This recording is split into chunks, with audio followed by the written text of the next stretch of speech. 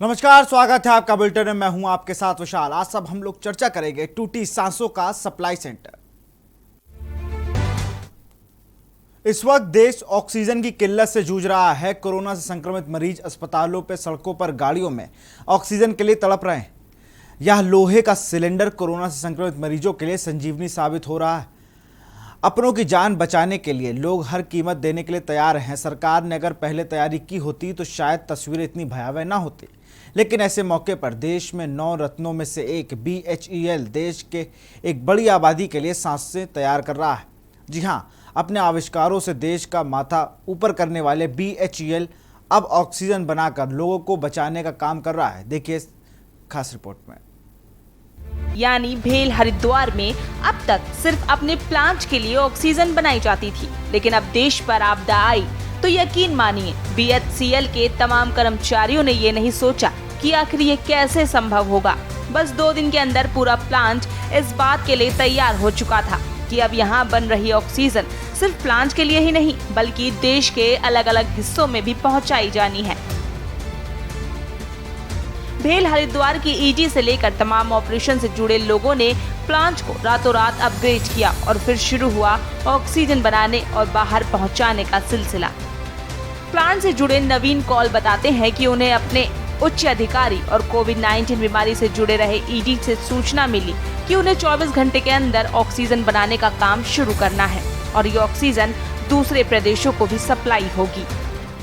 जिम्मेदारी दी गई उस वक्त हम लोगों ने मतलब ये सिलेंडर फिलिंग एक नॉर्मल ऑपरेशन हमारे लिए नहीं है, तो बहुत ज़्यादा प्रिपेयर्डनेस तो हमारी थी नहीं, लेकिन उसके बाद सब लोगों ने मिलकर रैंप अप किया इसको और हम लोगों ने सामूहिक प्रयास किया, पूरे सब लोगों ने मिलकर। एक्चुअली आज की डेट में हम 2000 लीटर के आसपास हैं। हम सोचते हैं कि जितनी टोटल कैपेसिटी हमारे पास है उस कैपेसिटी को हम यूटिलाइज कर पाएंगे फॉर मेडिकल यूज पूरे देश में। नवीन कॉल बताते हैं कि देश के लिए काम करते हुए गर्व महसूस कर रहे हैं। जब उन्होंने शुरुआत की तो मात्र 200 से 300 सिलेंडर प्रतिदिन दे पा रहे थे, लेकिन एक हफ्ते के अंदर ही उन्होंने अपनी टीम के साथ दिल्ली, हरियाणा, उत्तर प्रदेश और उत्तराखंड की जरूरत को पूरा करने के लिए इस टारगेट को 1800 से 2000 तक पहुंचा दिया। उन्हें उम्मीद है कि आने वाले समय में BHEL और तेजी से देश के अस्पतालों में ऑक्सीजन पहुंचाने का काम शुरू करेगी। उनका कहना है कि BHEL के अभी 2 प्लांट पूरी तरह से चल रहे हैं, जहां न केवल ऑक्सीजन बनाने का काम बल्कि ऑक्सीजन रिफिलिंग का काम भी तेजी से चल रहा है। कॉल कहते हैं कि गेट के अंदर आने वाली हर गाड़ी हमें यह एहसास दिलाती है कि हमारे प्लांट के ऑक्सीजन न जाने कितने लोगों की जिंदगी बचाएगी। अच्छा लगता है, मैं मेरी टीम सब अंदर से एक बहुत खुशी का अनुभव महसूस करते हैं। मैं देखता हूँ कि मेरे पूरे टीम के लोग 10 से 12 घंटा रोज प्रयास करते हैं और उसके बावजूद आके देखते हैं कि कैसे चल रहा है, क्या फीलिंग चल रही है। तो कहीं पे वो अगर योगदान दे सकते तो सामने आके देखते हैं। हम आगे और भी क्या प्लांट को अपग्रेड करने की कोशिश कर रहे हैं? अभी हमारा प्लान जो है फिलिंग पॉइंट्स बढ़ाने का है ताकि प्लांट की पूरी कैपेसिटी को इस्तेमाल किया जाए। अभी स्टेज 1 में हमने इतना ही सोचा है। अभी जो भी हमारे पास सुविधाएँ हैं उनको फुल यूज करते हैं। BHEL देश के लिए सुई से लेकर हवाई जहाज का भी निर्माण करता है और देश के विकास में अपना महत्वपूर्ण योगदान दे रहा है। हालांकि पहले खबर थी कि हरिद्वार BHEL को राज्य सरकार केंद्र को सौंपने जा रही है, लेकिन फिर से BHEL ने साबित कर दिया है कि जब जब देश परेशानी में होगा तब तब BHEL कंधे से कंधा मिलाकर देश के साथ खड़ा होगा। देहरादून से सहयोगी नवाब चौधरी के साथ ब्यूरो चीफ राजेश शर्मा की रिपोर्ट।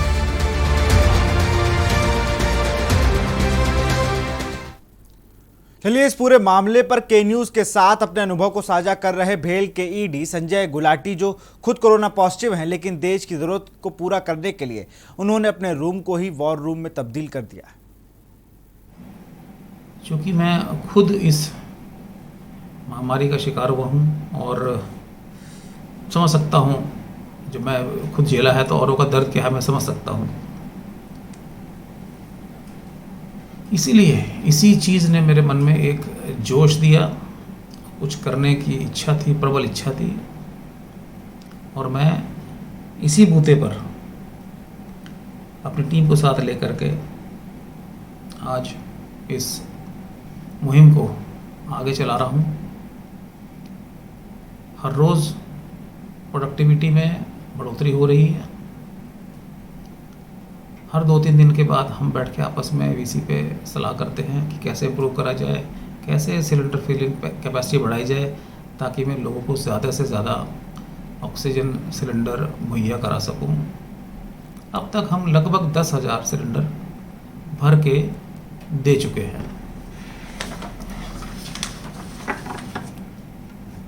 मुझे गर्व है कि मैं और मेरी कंपनी इस मुहिम में ऑक्सीजन सप्लाई की देश को जो कर रहे हैं, मुझे गर्व है सब पर। तो कहीं ना कहीं लगातार जिस तरह से हर कोई आगे आना चाह रहा है इस कोरोना काल में, इस महामारी में मदद करने के लिए, उसी क्रम में भेल हरिद्वार भी आगे आया है। इस पर चर्चा करेंगे। हमारे साथ कुछ खास मेहमान भी जुड़े हुए हैं। हमारे साथ सुमित्रा पांडे, कंसल्टेंट माइक्रोबायोलॉजिस्ट हैं, नेशनल कोऑर्डिनेटर हैं माइक्रोबायोलॉजिस्ट सोसाइटी की। आपका बहुत बहुत स्वागत है। हमारे साथ सुरेंद्र कुमार हैं, एडिशनल जनरल मैनेजर हैं MNS CFF हरिद्वार के। आप दोनों का बहुत बहुत स्वागत है। सबसे पहले सुमित्रा सर, मैं आपके पास आना चाहूँगा। जिस तरह से लगातार कोरोना काल में ऑक्सीजन की कमी हुई, ऑक्सीजन के साथ साथ सिलेंडरों की भी कमी हो गई है, उसमें भेल हरिद्वार का ये सराहनीय कदम कहीं ना कहीं एक एग्जाम्पल सेट करता है कि जैसे आप सबकी मदद करने के लिए कोई भी आगे आ सकता है। Thank you, sir. Thanks for appreciating BHL.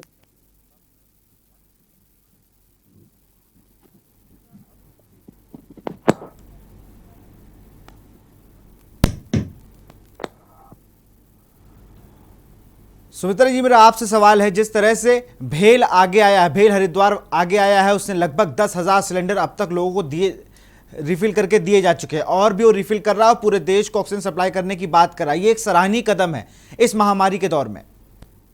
धन्यवाद सर। हेलो, देखिए, BHL शुरू से ही समाज के प्रति बहुत संवेदनशील रहा है। हेलो जी, आपकी आवाज आ रही है, अपनी बात कर सकते हैं। हाँ, मैं कह रहा हूँ कि BHL शुरू से ही समाज के प्रति काफी संवेदनशील रहा है, और ये विपत्ति ऐसी अंतर्राष्ट्रीय विपत्ति है।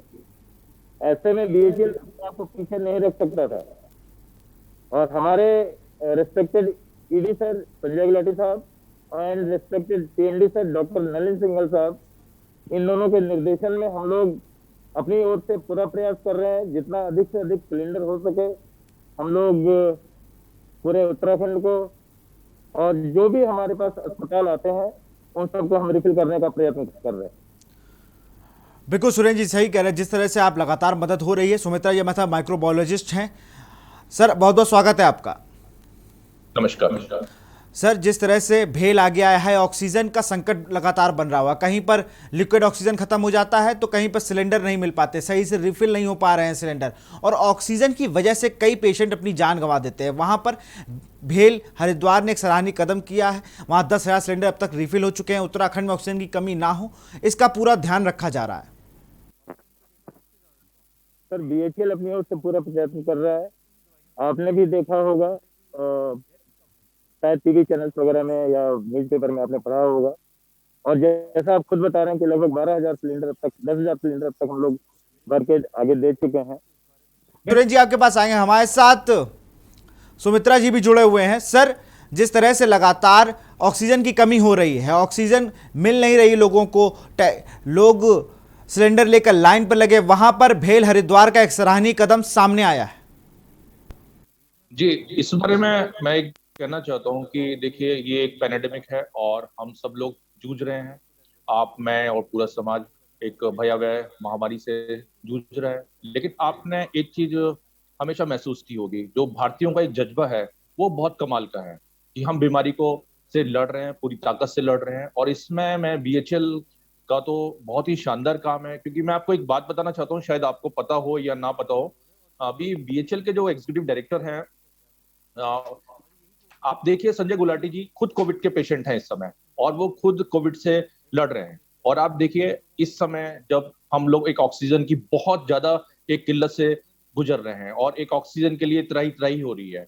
और आप देखिए संजय गुलाटी जी जो एग्जीक्यूटिव डायरेक्टर है बीएचएल के, उन्होंने एक शानदार लीडरशिप का परिचय दिया और अपने पूरे प्रोग्राम को इसको मैनेज किया, ऑक्सीजन के लिए ऑक्सीजन का प्रोडक्शन चालू करवाया। और अब आप जिस तरह से वो ऑक्सीजन की यहाँ पे सप्लाई पूरी प्रोफेशनल मैनेजमेंट के साथ में कर रहे हैं, और यहाँ पर मैं देखता हूँ मिस्टर नवीन कौल सर हैं और इनके साथ भी जो पूरी इनकी टीम है, लीडरशिप है, जो वर्कर्स हैं, बहुत ही शानदार एक जो नेशनल पेट्रोटिक वाला जो जज्बा है वो लोग ये शानदार मिसाल कायम कर रहे हैं। और मेरे को लगता है कि ये हमारे बहुत शानदार वॉरियर हैं, कोविड वॉरियर हैं, और इन सबको हम लोगों को धन्यवाद देना चाहिए।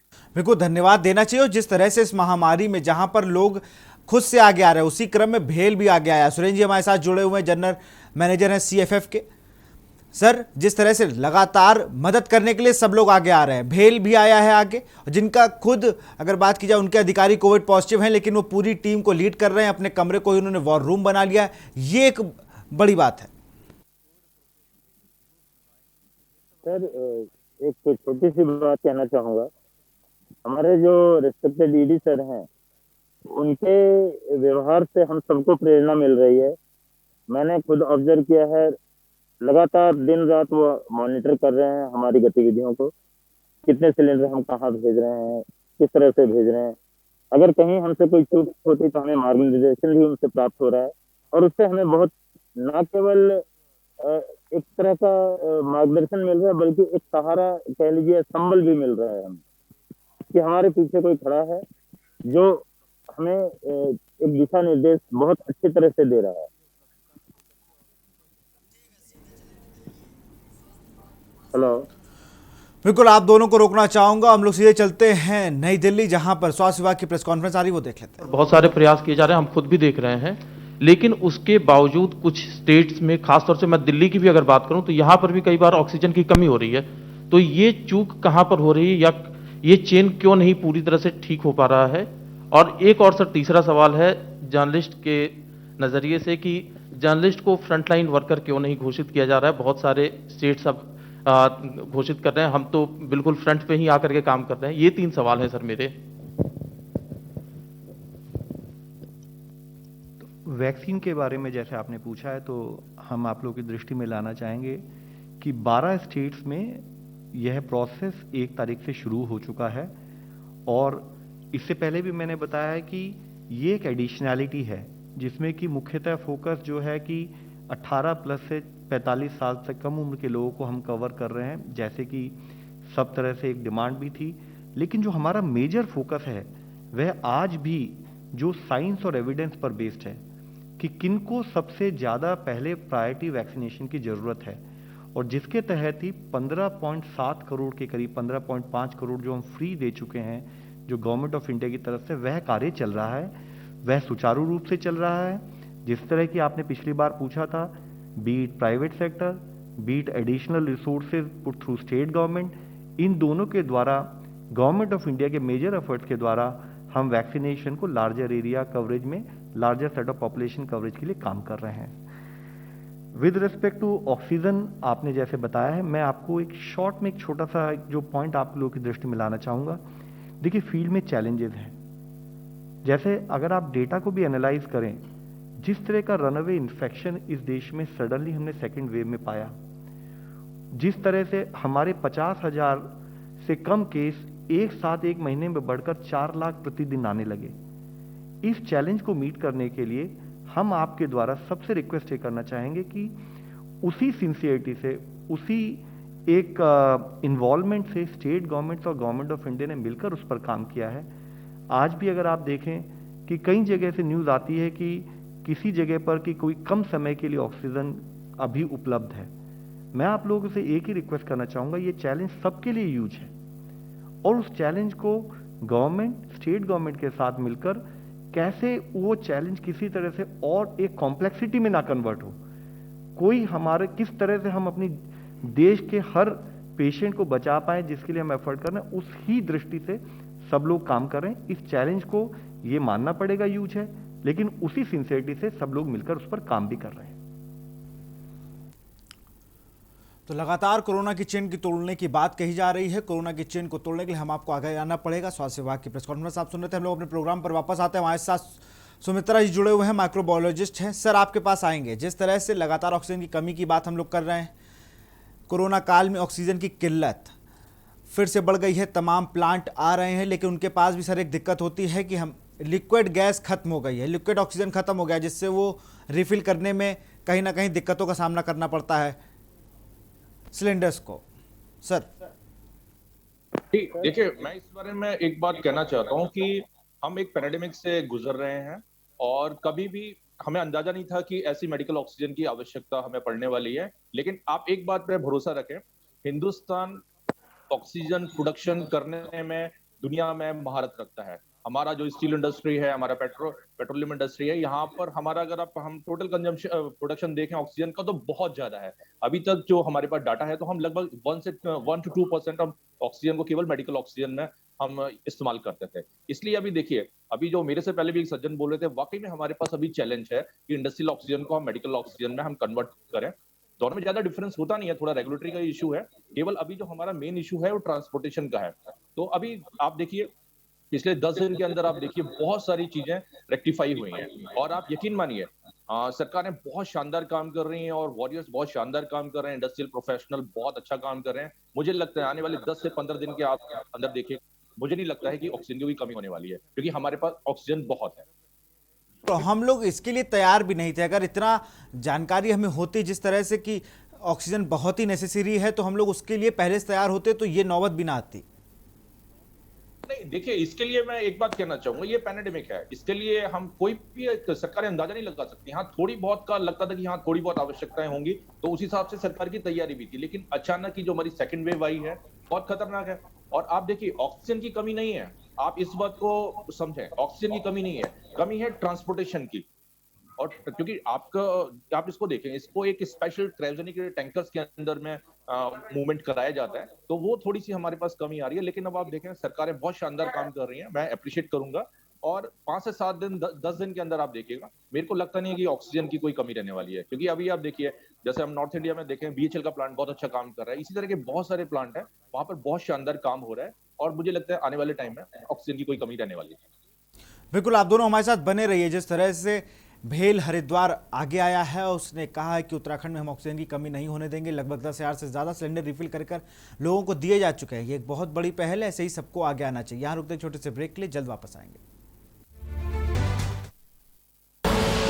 आप देख रहे हैं के न्यूज, खबरों का सारथी।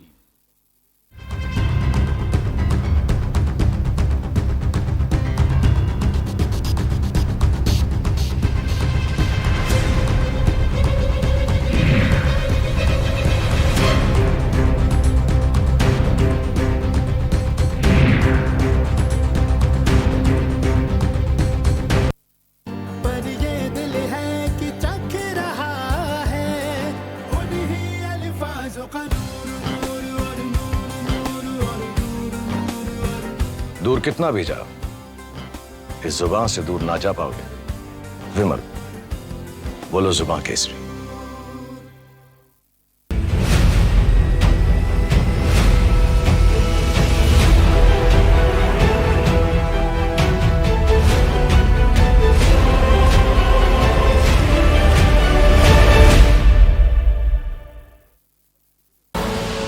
आप देख रहे हैं के न्यूज, खबरों का सारथी।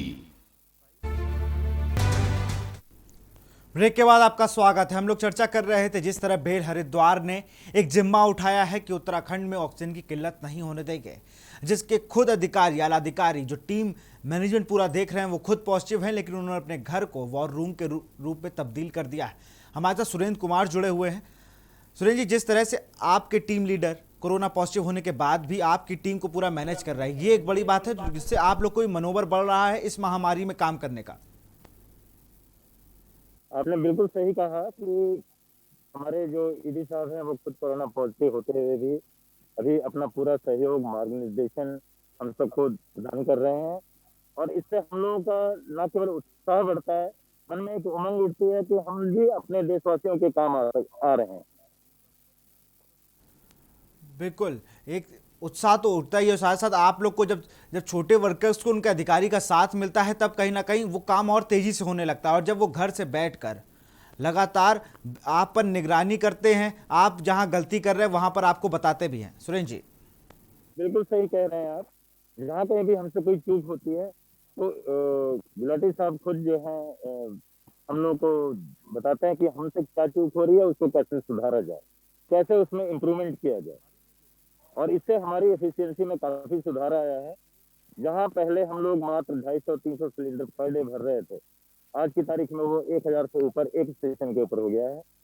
बल्कि मैं कहूँगा लगभग 1500 से ऊपर हो गया हमारे स्टेशन के ऊपर। हमारा जो हीट का प्लांट है वहां से भी हम लोग 500-600-700 सिलेंडर डेली भरने में सफल हो पा रहे हैं। और ये सब संभव हुआ है ईडी साहब के डायरेक्शन की वजह से, उनके लीडरशिप की वजह से।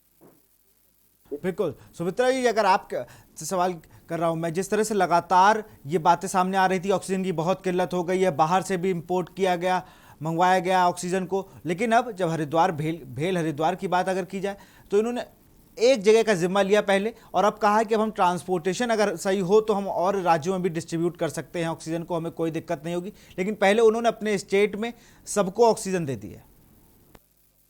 देखिए, हम लोग अपने स्टेट में भी दे रहे हैं, उसके अतिरिक्त हम अब तक पश्चिमी उत्तर प्रदेश के सहारनपुर, मुजफ्फरनगर, मेरठ, बुलंदशहर, बदायूं, यहाँ तक कि बिजनौर, उसके अतिरिक्त हरियाणा के अम्बाला और दिल्ली एनसीआर को लगभग हम पूरा ही कवर कर रहे हैं। बिल्कुल सुरेंद्र जी। सुमित्रा, ये एक बहुत बड़ी बात होती है जब आपका जो लीडर है वो घर से ही आपको पूरा कोऑर्डिनेट कर रहा हो, और आप जिस तरह से सुरेंद्र जी बता रहे हैं कि बिजनौर तक हम लोग आ चुके हैं, हम लोग यहाँ तक ऑक्सीजन सप्लाई कर रहे हैं। ट्रांसपोर्टेशन अगर और अच्छा होगा तो मुझे लगता है उत्तराखंड या हरिद्वार, भेल हरिद्वार कई राज्यों को ऑक्सीजन दे सकता है। सुमित्रा जी। जी देखिए, आपके हमारे पास जो समस्या ट्रांसपोर्टेशन की है, ट्रांसपोर्टेशन में भी खाली सिलेंडरों की, उसके अतिरिक्त मैं समझता हूँ और कोई खास समस्या नहीं होनी चाहिए।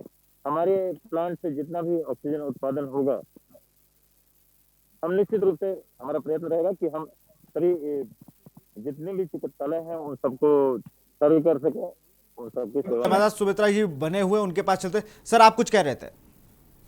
जी, मैं ये बोल रहा हूँ कि देखिए, जैसे Sanjay Gulati executive director BHEL का जो लीडरशिप है वो बहुत शानदार है। मैं अप्रिशिएट करता हूँ, हम सब लोग अप्रिशिएट करते हैं, क्योंकि कोविड कोई बहुत साधारण बीमारी नहीं है, इसका परिणाम बहुत भयावह भी हो सकता है। और हम लोग एज ए ह्यूमन, हमारा एक इमोशनल एंगल भी होता है। और इसके बावजूद जिस शानदार तरीके से इन्होंने लीडरशिप को मैनेज किया है वो बहुत ही काबिल तारीफ है। क्योंकि इस समय लोग ऑक्सीजन के बिना मर भी रहे हैं, तो उनको एक ह्यूमन एंगल आया, एक इंडस्ट्री को उन्होंने पूरा लीडरशिप किया, पूरा प्रोफेशनल मैनेजमेंट किया। और देखिए, इसमें सारे पूरे प्रोजेक्ट के अंदर में लीडरशिप बहुत इंपॉर्टेंट है। लेकिन इसके साथ आप देखें, जैसे यहाँ पर एक नवीन कौल जी हैं, अभी श्रीवास्तव जी हैं, अब सुरेंद्र जी हैं, मैं बहुत सारे लोगों को मैंने नाम सुना है कि लोग बहुत शानदार काम कर रहे हैं। और we don't need to forget the workers जो शिफ्ट्स में काम कर रहे हैं, तो बहुत शानदार काम हो रहा है। और मैं as a microbiologist, as a industrial consultant, मैं आपको एक बात ये कहना चाहूंगा, देखिए, हमें बिल्कुल घबराने की आवश्यकता नहीं है। हमारे हिंदुस्तान के अंदर बहुत ऑक्सीजन है, बहुत ऑक्सीजन है। केवल थोड़ी सी प्रॉब्लम एक ट्रांसपोर्टेशन की है, और धीरे धीरे आप देखिएगा बहुत जल्दी ये प्रॉब्लम भी ट्रांसपोर्टेशन की हमारी सॉल्व हो जाएगी। हाँ, लेकिन अब बात ये है, ये कोरोना आज नहीं तो कल ये निकल ही जाएगा, खत्म हो ही जाएगा। लेकिन इसके बाद जो हमारा बीएचईएल ने एफर्ट किया है अपना मेडिकल ऑक्सीजन को सप्लाई करने का, मुझे लगता है इसी तरह की जो भी और सर्विसेज हैं जो पब्लिक को डायरेक्टली बेनिफिशियल होती है, इनको इस तरह के आगे कामों में भी आना चाहिए। बिल्कुल, आप दोनों का बहुत बहुत शुक्रिया। सुमित्रा जी, आपका भी शुक्रिया, और सुरेंद्र जी, आपका भी बहुत बहुत शुक्रिया। हम लोग बात कर रहे थे भेल हरिद्वार की एक सराहनीय कदम की, जिसने पूरे उत्तराखंड को और साथ साथ यूपी के कई शहरों को ऑक्सीजन देने का काम किया। और ट्रांसपोर्टेशन की एक बात सामने आ रही है, अगर ट्रांसपोर्टेशन सही हो तो भारत में ऑक्सीजन की कोई कमी नहीं है, बस ट्रांसपोर्टेशन की वजह से थोड़ी दिक्कत होती है। फिलहाल इस कार्यक्रम में इतना ही। देखते रहिए के न्यूज़ इंडिया। नमस्कार।